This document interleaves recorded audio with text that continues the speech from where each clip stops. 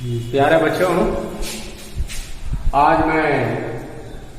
आप लोगों को कक्षा 12 के हिंदी काव्यांजलि का प्रथम अध्याय पवन दूतिका, जो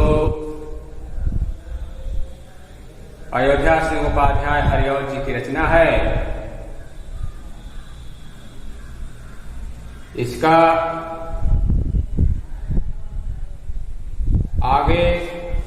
या कह सकते हैं कि अंतिम पद पढ़ाने जा रहे हैं। इसके पहले के पदों को पिछले वीडियो के माध्यम से आप लोगों को पढ़ाया जा चुका है। उसी क्रम को जारी रखते हुए अब उसके आगे का जो शेष पद बचा है उसको हम पढ़ाने जा रहे हैं।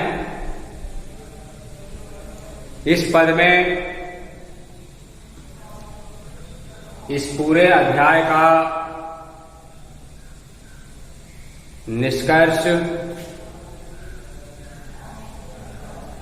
लिखा गया है, क्योंकि हवा को दूत बनाया गया है, जिसके पास न तो कहने के लिए शब्द हैं,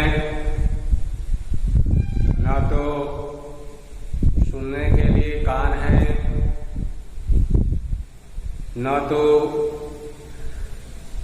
आकार, रूप, रंग है जो कि दिखाई दे। तो ऐसे शख्स को पवन दूतिका के रूप में राधा की इस पूरे अध्याय में आप लोगों ने देखा कि किस तरह से वह संबोधित करते हुए कहीं हैं। पहले अपने प्रियतम का पहचान बताई, कैसे पहचान करना है, वहां जाने के बाद कैसे तुम इशारा करके हमारे दुख को उनके सामने प्रकट करोगी। अब इस पद में जो अंतिम इसका जो निचोड़ है इस अध्याय का, आप देखेंगे क्या लिखा है कि यो प्यारे को विदित करके सर्व मेरी व्यथाएं, यो प्यारे को विदित करके सर्व मेरी व्यथाएं, धीरे धीरे वहन करके पांव की धूल लाना, थोड़ी सी भी चरण रज जो ला न देगी हमें तू, हाँ कैसे व्यथित चित्त को बोध मैं दे सकूंगी। आगे राधा जी हवा को संबोधित करते हुए कह रही हैं, जब उनको यह लग रहा है या पूरा पहचान बताने के बाद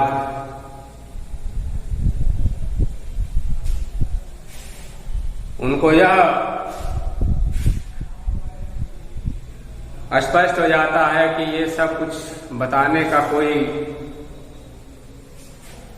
निष्कर्ष निकलने वाला नहीं है, इतना कहने के बाद भी हवा मेरा संदेश नहीं पहुंचा पाएगी। अंत में वह थक हार करके हवा को कह रही है, सब कुछ भुला देती हैं, जो कुछ भी बताई थी कह रही है कि उन सब बातों को हटा दो, अब हमारे लिए तुमको क्या करना है वही केवल करके तुम चली जाओ। तो वह कह रहे हैं कि यो प्यारे को विदित करके, राधा जी कह रही हैं कि तुमसे अगर कोई काम नहीं हो पाता है तो क्या करना है कि यो प्यारे को विदित करके, तुम जो है कि मेरे प्यारे अर्थात श्री कृष्ण को विदित करके यानी बता करके या अनुभव दिला करके या एहसास करा करके सर्व मेरी व्यथाएं, सर्व में सभी व्यथाएं कष्ट, ऐ हवा तुम मेरे श्री कृष्ण के वियोग से उत्पन्न कष्ट को मेरे प्यारे श्री कृष्ण से बता करके या उनको एहसास दिला करके क्या करना है, धीरे धीरे वहन करके पांव की धूल लाना। तुम जो है धीरे धीरे उनके पैर के पास जाना, चरण के पास जाना, चरण के नीचे की जो धूल है उस धूल को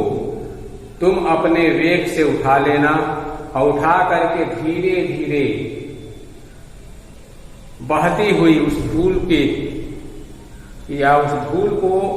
अपने साथ लेकर के आना। किस धूल को? श्री कृष्ण के चरणों की धूल को अपने वेग से उड़ा करके धीरे धीरे बहती हुई या वहन करके या ढो करके, वहन से ढोना, ढो करके लेकर के आना। थोड़ी सीधी चरण रज जो ला न देगी हमें तुम। आगे राधा जी कह रहे हैं कि मैं ज्यादा नहीं कह रही हूं, यानी बहुत अधिक चरण की धूल लाने के लिए मैं नहीं कह रही हूं। क्या कह रही हूं कि थोड़ी सी भी चरण रज, यानी थोड़ी भी पैरों की रज मिश्रता धूल, चरण मिश्रता पैर, पैरों की धूल को ला करके मुझे दे दोगी तो हाँ, दुख स्पष्ट करते हुए संबोधित कर रही है, दुखी से, दुखित मन से। इसलिए हा लिखा गया है कि कैसे व्यथित चित्त को बोध मैं दे सकूंगी, यानी दुखित मन से कह रहे हैं कि थोड़ा भी चरण की धूल ला करके मुझे दे दोगी तो मैं अपने व्यथित यानी दुखित मन को, चित्त मिश्रता मन को जैसे बोध दे सकूंगी, अर्थात समझा लूंगी और समझा करके ही अपनी पूरी जीवन बिता दूंगी। यानी राधा जी कर रहे, देखिए कवि की कल्पना क्या है। अंत में थक हार करके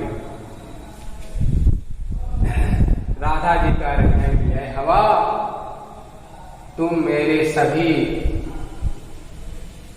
वियोग रूपी दुख को मेरे प्यारे श्री कृष्ण को बता करके या एहसास दिला करके धीरे धीरे उनके पांव के नीचे की जो धूल है उसको अपने वेग से ढो करके ले करके आना।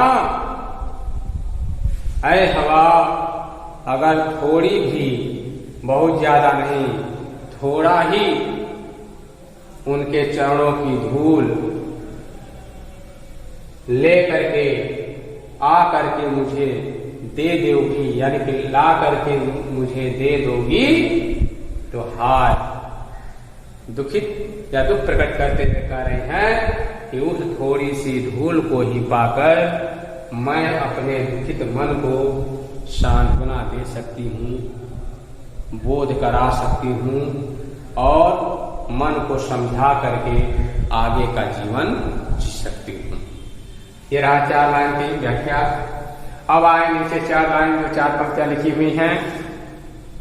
पूरी होवे न यदि तुझसे अन्य बातें हमारी, पूरी होवे न यदि तुझसे अन्य बातें हमारी, तो तू मेरी विनय इतनी मान ले और चली जा। छूके प्यारे कमल पर को प्यार के साथ आजा, जी जाऊंगी हृदय तल में मैं तुझी को लगा के। देखिए अंत में राधा जी हवा को संबोधित करते हुए कह रही हैं, जो पूरे इसे 4 पंक्तियों में इसका निचोड़ दिखा गया है। कह रही हैं कि पूरी होवे न यदि तुझसे अन्य बातें हमारी, ऐ हवा, जो बात तुमसे मैंने किया है, चाहे वह श्री कृष्ण की पहचान बताने का काम की हो, चाहे श्री कृष्ण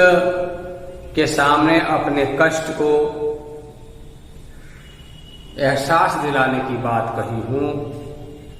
ऐ हवा, ये सारी बातें भी अगर तुमसे नहीं होती हैं, जो कही गई है कि सारा जो है काम तुमसे यदि नहीं होता है, पूरी न होवे यदि तुझसे अन्य बातें हमारी, मेरे द्वारा कही गई जो भी बात है यदि ऐ हवा तुम्हारे द्वारा पूरा नहीं किया जा सकता है तो तू मेरी विनय इतनी मान ले और चली जा। तो ऐ हवा मैं तुमसे विनती कर रही हूं कि तुम केवल इतनी बात मेरी मान जाओ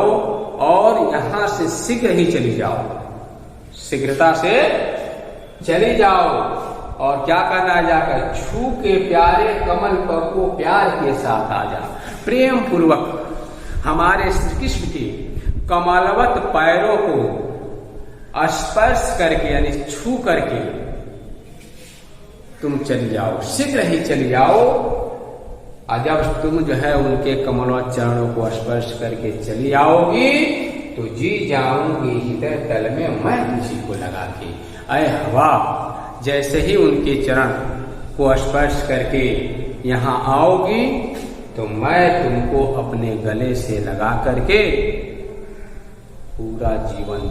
व्यतीत कर दूंगी, पूरा जीवन जी लूंगी। इसे देखिए, पूरी होवे न यदि तुझसे अन्य बातें हमारी तो तू मेरी विनय इतनी मान ले और चली जा। छू के प्यारे कमल पग को प्यार के साथ आ जा, जी जाऊंगी हृदय तल मैं तुझी को लगा के। कभी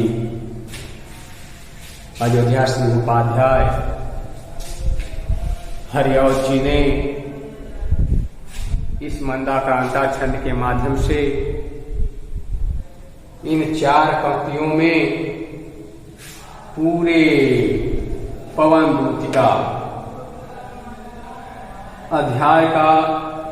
निष्कर्ष या निचोड़ लिखते हुए कहा है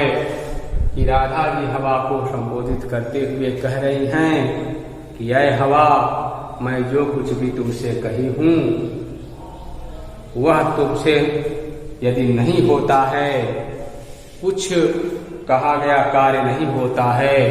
तो आज मैं तुमसे विनती कर रही हूं, हाथ जोड़ करके तुम्हारे सामने विनती कर रही हूं कि तुम मेरा यह कहा मान लो और मान करके शीघ्र ही यहां से चली जाओ। जा करके मेरे प्यारे श्री कृष्ण के कमलवत चरणों को स्पर्श करके और शीघ्र ही प्यार के साथ प्रेम पूर्वक उनके चरण को स्पर्श करके शीघ्र ही वहां से लौट करके आ जाओ। और जैसे ही तुम लौट करके आओगी तो अंतिम पंक्ति में कवि लिखे हुए हैं कि राधा जी कह रही कि ऐ हवा, ऐ मेरी बहन हवा, जैसे ही तुम स्पर्श करके हमारे पास आओगी तो मैं तुम्ही को ही गले लगा करके अपना पूरा जीवन बिता दूंगी। तो ये रहा इस पवन दूतिका का अंतिम पद, जिसका अर्थ और व्याख्या आपके सामने करके बताया गया। अब इसका काव्य सौंदर्य की बात है तो काव्य सौंदर्य नित्य की भांति छंद इसमें है, मंदाक्रांता छंद है,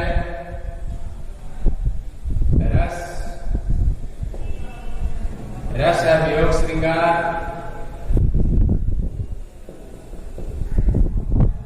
अलंकार,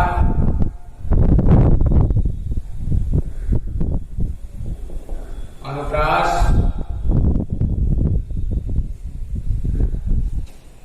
अनुप्रास अलंकार है।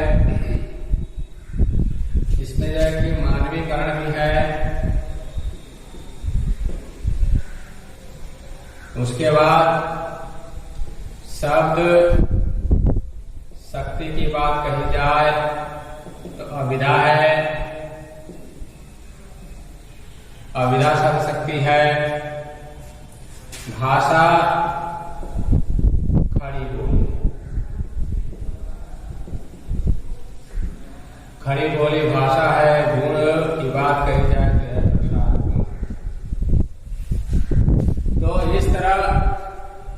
ये काव्य सौंदर्य है। इस पद के अंदर क्या क्या चीजें जो छिपी हुई हैं, किन किन चीजों को ले करके या ध्यान में रख करके इस पद की रचना की गई है, यह काव्य सौंदर्य के माध्यम से पता चला। तो इस तरह आज कक्षा 12 के काव्यांजलि का प्रथम अध्याय पवन दूतिका जो है वह समाप्त हुआ। आज के इस वीडियो में इसका समापन किया गया। अब 12वीं के कोर्स में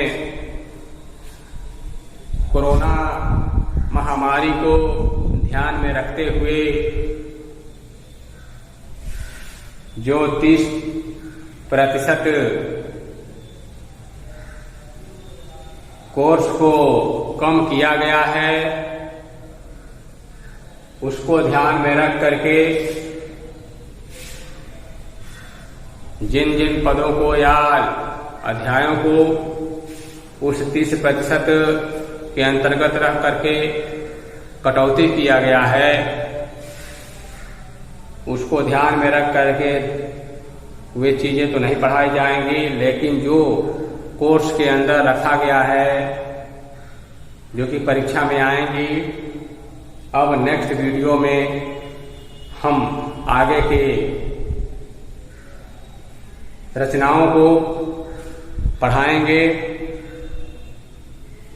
धन्यवाद।